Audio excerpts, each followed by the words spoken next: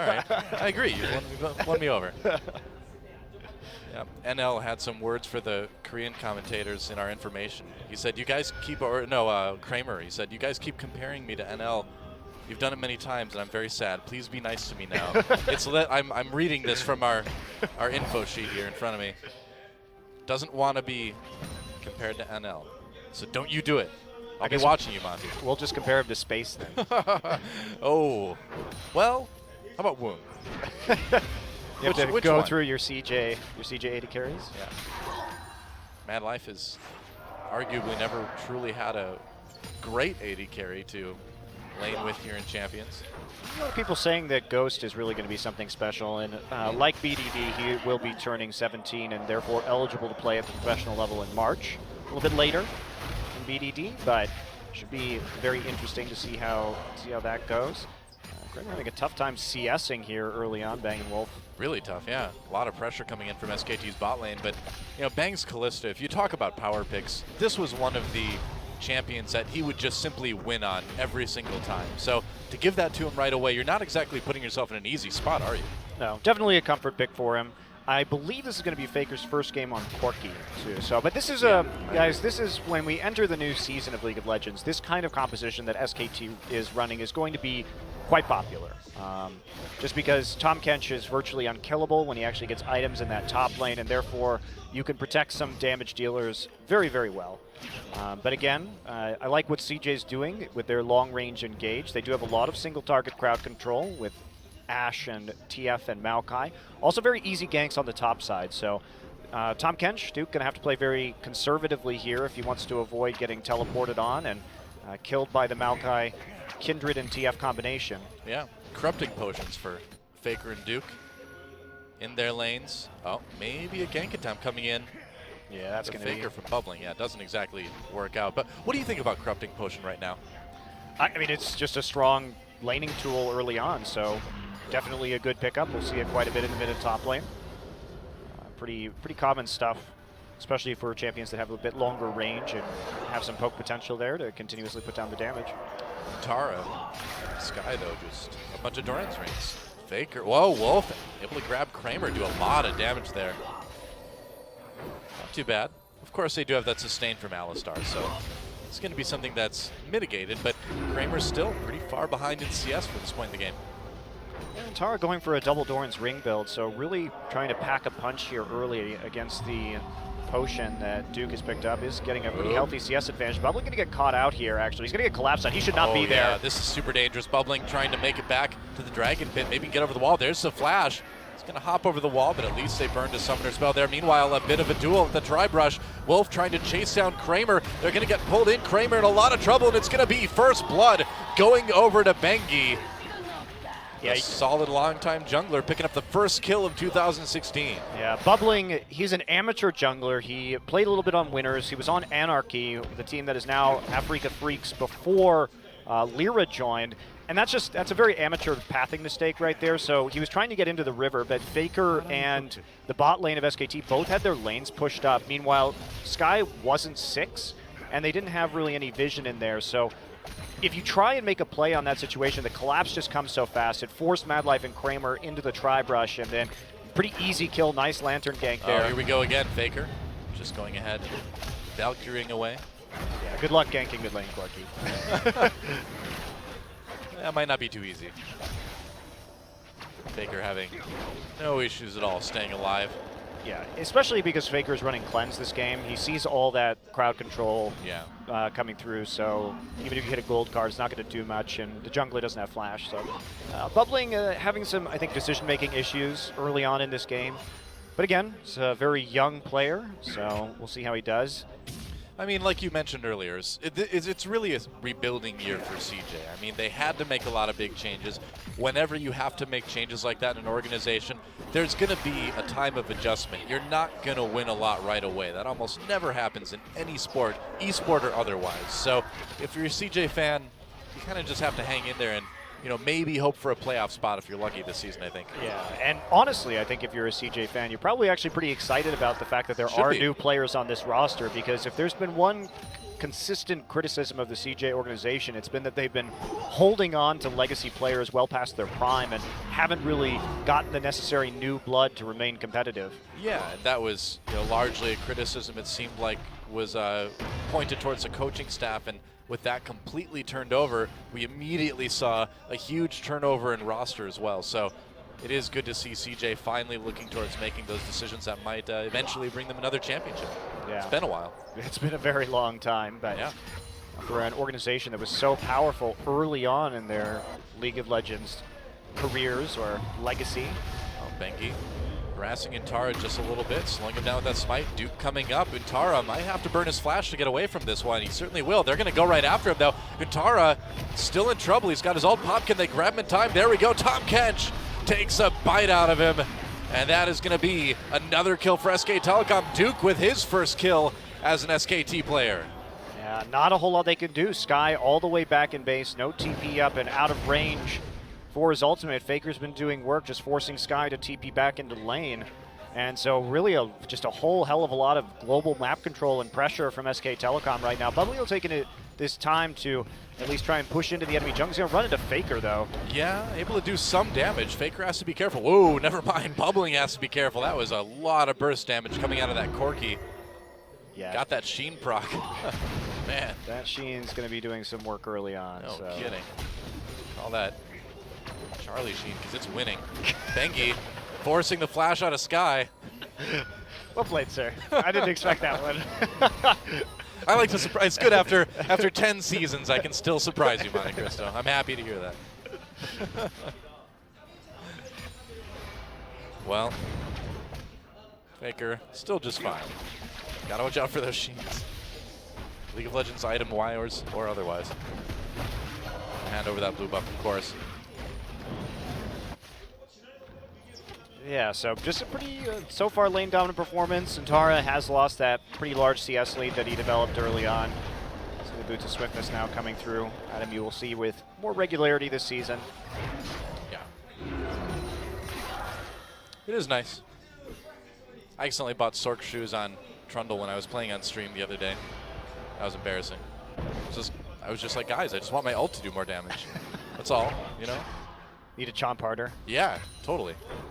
Take a bite out of crime. I only play Constable Trundle, by the way. Wow, it's too bad that no one's ever made that reference before. I'm sure I'm the first. Doesn't matter, it still feels good. Oh, flash, bang, thrown back under turret, tries to get away with that lantern. Box dropped on by Wolf, bang on the outside, pulls his support out, and are they gonna get more out of this? Sky so low, kept alive though by Kindred's ult.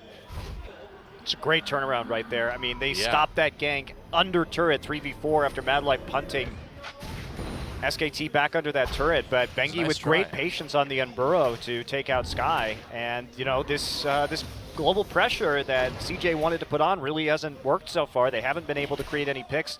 Faker has thoroughly dominated this mid lane just in terms of pressure. And we see Sky right now take a few hits onto his turret, going for that Rod of Ages. Pretty standard now. Rod into Abyssal Scepter is what you're going to see on a lot of these mages. Yep. Themes not particularly great these days. Faker here is doing more work, slowly chipping away that turret, and this is what Faker does, just whittles away the mid lane and then takes over the game. Yeah. You know, we've talked over and over again about Twisted Fate ultimates, right? You really need to get something going out of the first or second. First one didn't work out at all for Sky. You know, so if they can shut this TF down, especially if they can kill that first turret, it's going to go a long way in securing this game for SK Telecom. They're already just taking control of the map. Yeah, they are, especially that bottom side jungle, considering that's where they're strong on the map right now. And Tom Kench does have some wave clear issues, so it's less reliable to invade that side of the jungle. Meanwhile, you see Bang right here just working his way up. So one thing that I thought was interesting as we see Corki pick up his payload is Dragon doesn't seem to be as much of a priority now as it was in Season 5. Yeah, a lot of, I mean, first Dragon buff is still a really big priority just because you do get the % damage increase. But, here we Sky. go. Yeah, Sky could be in a little bit of trouble. Caught out, no flash. Are they going to kill him under turret? Looks like they're going to be close. Faker with the final rocket. And the final hit he needs to pick up that kill. You have to be so careful when Corki comes back to lane, because if there's a jungler there like that, he can just ambush you from beyond your screen of vision, basically. So you have to play very cautiously whenever Corki comes back on the map with that payload, and that's the reason why right there they made it look quite easy. I mean, SK Telecom making this game look quite easy.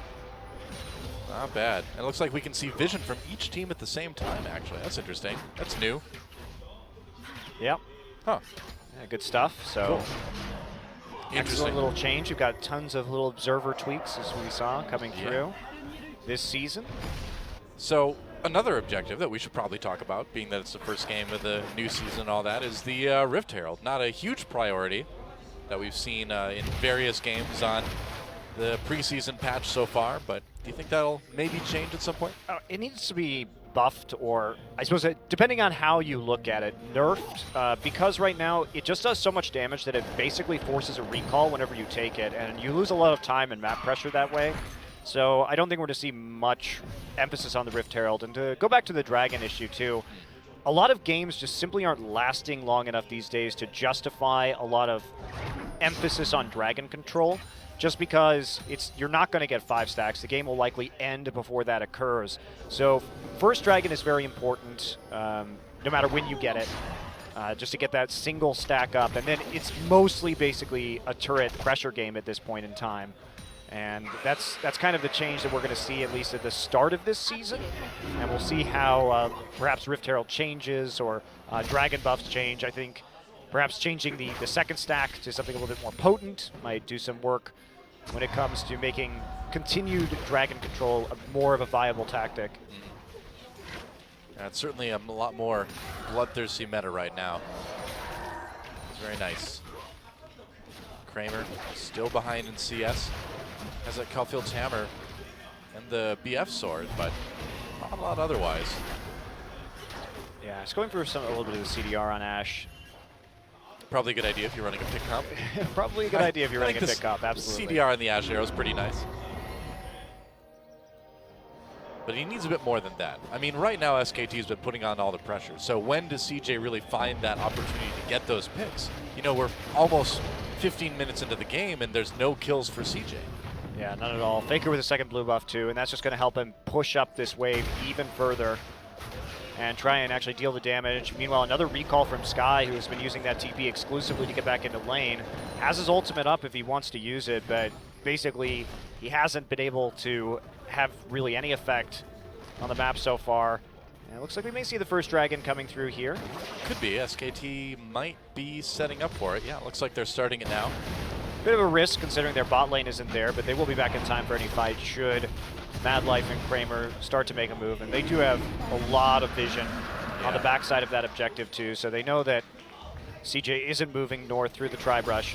Well, with things like the lower amount of vision in general right now in the preseason, and also things like the vision debris to kind of let you know where wards may have just been, it's easier to kind of sneak things like that, it seems like. Yeah. The continued harass of the mid lane and the taking of the jungle. Great vision control so far from SKT.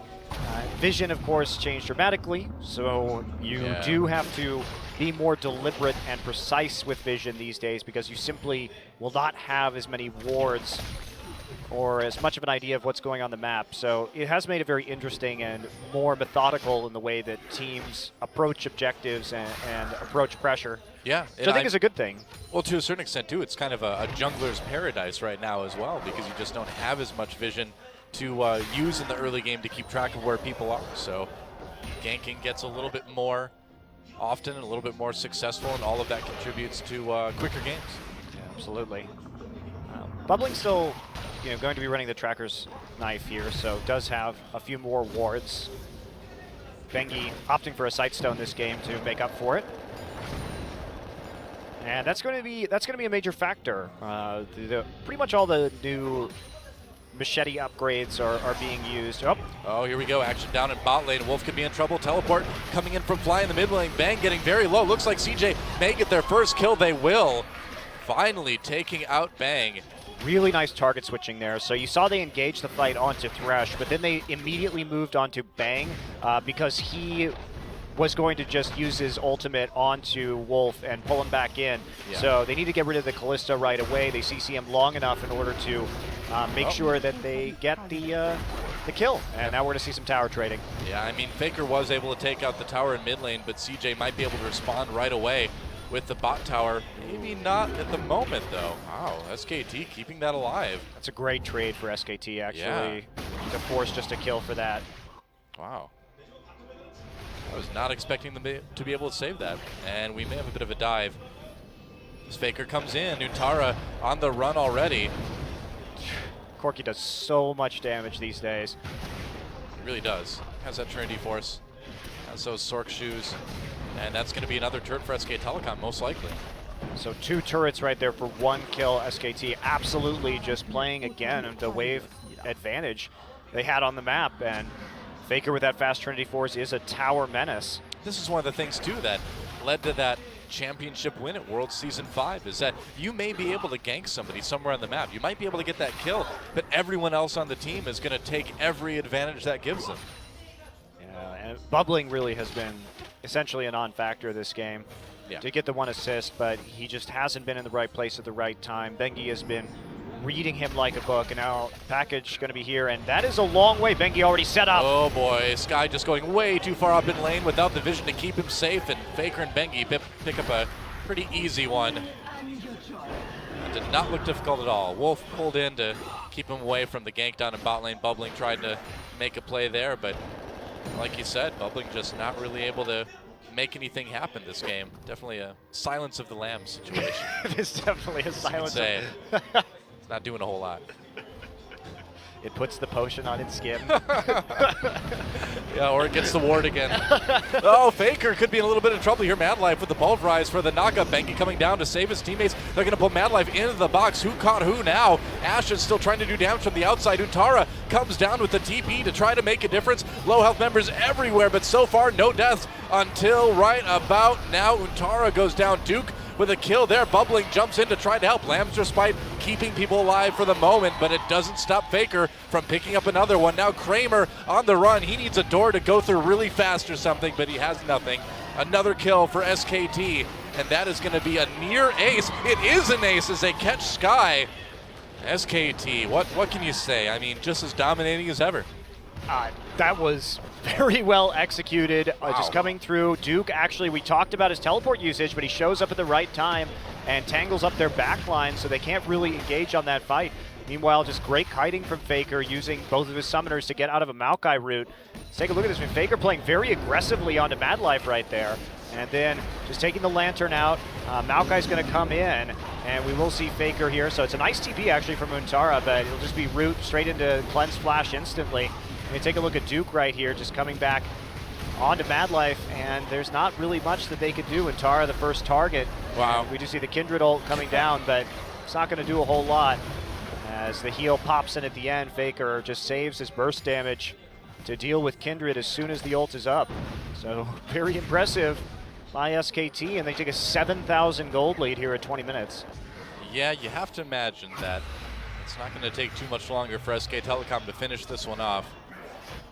Yeah, Baron's up right now. They have Corki and Callista to take Baron. Oh boy, Madlife trying to escape here, but Faker's still there doing a lot of damage. There's a flash, but it's not going to save the Battle Cow. It's taken out. And SKT, I believe they stole away the blue buff too. I don't think anyone got that. Yeah, it's going to be a Baron. Baron. Yeah. Madlife didn't actually use his ultimate right there for some reason. Huh. I'm a bit surprised by that, because if he dies, then the Baron is definitely going to be incoming with the Callista securing the damage that they have. Right. Well, CJ wants to try to stop it. Sky coming in. There's the arrow onto Bengi. Not the person they wanted to land that on. Bubbling on the run right away. Untara comes in to try to break up the backline. Sky with another gold card over onto Bengi. But SKT just taking apart this fight so easily. Backing off that Baron, not having any trouble at all, shifting focus to winning this team fight. Yeah, CJ actually only lost 1 member for stopping that Baron, and they're going to get a tower off of it. So that was actually a pretty successful fight for CJ as far as staying in this game goes. Might have bought them just a little bit of time, and now Faker's not going to have that same pressure in the mid lane that he had before. So if they can transition this into a dragon immediately, they may be looking at some strong plays. But here we go. That is going to be sensed out by the crab there. Yeah, well, it looks like Tom Kench coming in right away. Duke just coming in by himself. Dragon very low. SKT gets basically a free Dragon. Oops. Well, what can you do, really? I think they had to go for it, see if they could get it, and try and take some form of advantage. So I don't think you can really blame CJ for that one. You see Duke right now just building a ridiculous amount of defensive stats, and unfortunately for CJ, they don't really have a lot of damage. I mean, Sky is still going to be stacking up that Rod of Ages, not fully there yet, and meanwhile this Ashe not going to be doing a lot with only a completed Essence Reaver right now, so there's really no way for them to kill Tom Kench. It's not looking good for CJ, quite obviously. Not really. I have to say, so far in this first game, Duke seems to be fitting in pretty well on SKT. Yeah, I'm surprised. He really is coordinating well with his teammates. Looks a bit more comfortable, at least in this game, than he did on Najin. Only his first game of the season, though. That's very true. We have not the biggest sample size in less than one game. I think 20 minutes is enough to make our judgments about Duke on SKT, though. It's enough for most people on Reddit, probably. So why not us too, you know? SKT invading the enemy jungle. Sky, wow, nearly going down right there. But it's enough that SKT should be able to take this turret. Bengi very aggressive with that Rek'Sai. And I don't think there's going to be a lot stopping SK Telecom from taking this turret. CJ may want to try it. I guess they do. End up pushing SKT away for the moment. Sky has his ult. SKT needs to be a little bit careful about where everyone is right now, but you know, to be fair, Duke can just come in whenever he wants. Yeah, has his ult, has his TP up, so there's not a whole lot they can do. Duke continuing his very slow Sunfire Cape split push here. Does drive some minions in the turret. Bengi. Wow, Bengi going really deep. Finds 3 members of CJ. That may be in a little bit of a hard time for him. Whoa, gets knocked back by Madlife. Bengi flashing, trying to get to that lantern. Doesn't make it in time. Wolf drops a wall anyway. Bengi lives through it for the moment. Duke getting in the back lines. This Tom Kench is so tanky. Sky on the run there. Maokai turns right around. Wolf in the middle of it all. In a lot of trouble. Kept alive by the Lambs just fight for the moment. Flashes at the last second as Faker takes down Madlife. And Tara the next to fall. And SKT turns it into a team fight win. A double kill for Duke. And a nice rocket at the end to complete the ace. And Faker there just using the package, coming right over the top of that team fight and delivering the Valk. And that did a lot of damage, and then just poking from the outside. Now SKT going to take a look at this Baron right now while they push the mid lane. Looks like they're only going to need a few members to go ahead and take the Baron, maximizing their gains with this mid lane turret kill as well. With all the brawling that we've seen between these teams, I'm amazed that CJ has only come away with it with 1 kill. That is insane. SKT, though, going to come away with another huge teamfight win and a Baron. And will this be enough to close it out? Let's watch that fight again.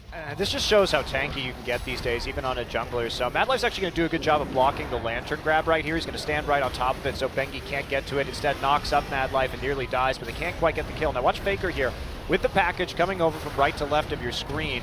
And right over the top, beautiful in the choke point right there, getting an entire over the hallway and then just shooting some phosphorus bombs and rockets right into the mix. And at the end, saving Wolf right there, taking out Madlife, and then coming over. Kramer with 0 mana, so he's really not a threat. Jeez, look at those crits. Yeah, Essence Reaver's pretty strong. Yes, strong in the hands of Faker, not so much in the hands of Kramer at the moment.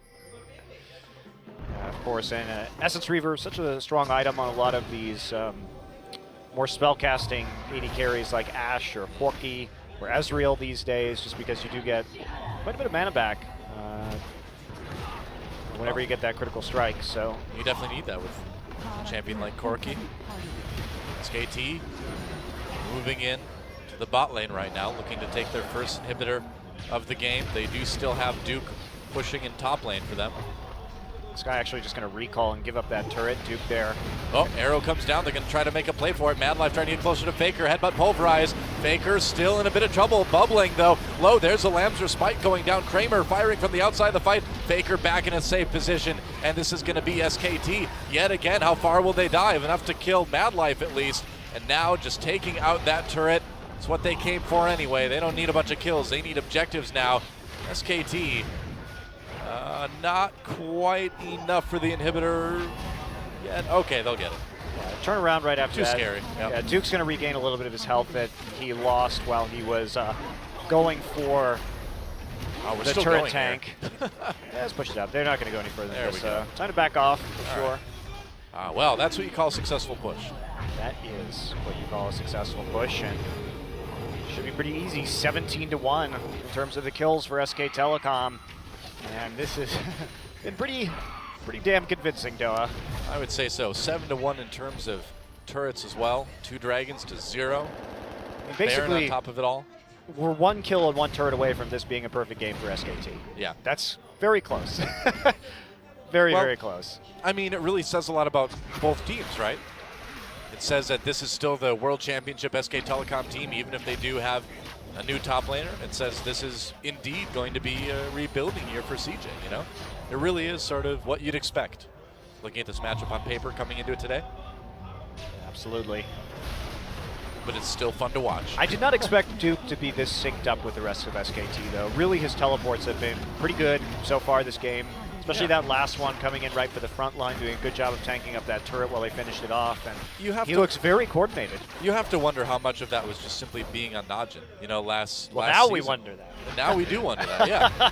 But the fact is that when Najin won a game in 2015, 90% of the time it was because of Duke. So you take that guy out of that team, give him some good teammates, and it looks like it's working out pretty well in the first game anyway. I mean, he did win the spring MVP, and it wasn't like his team was winning 70% of their games or anything like that either. So when they won, he almost always got that MVP. You see Bengi doing quite a bit of damage right now. Yep. They're just going to move on through. It's a very methodical closeout, but again, a quicker game. They've already lost a Nexus turret. Looks like they may lose the rest soon, as that's the final inhibitor for SK Telecom. See, they should just put on the pressure right now and go ahead and close this one. No real need to back off. Yep, health looks good, cooldowns look good. The power is certainly there for SKT. CJ, one last frantic team fight opportunity maybe. But we'll see. Mad Life stopped a little bit. There we go. Maokai going in on a faker. Just Valks away immediately. Mad Life in the back lines, but kind of on his own. Pops that ult. Sky just with not a lot of damage. Faker jumps ahead to get the kill on Bubbling. Meanwhile, SKT takes on the rest of the team. Faker's not done yet. Taking down Kramer in the fountain. Welcome to Champions, buddy. There goes the Nexus. SKT with the first win in Korea of 2016. Incredibly clean game.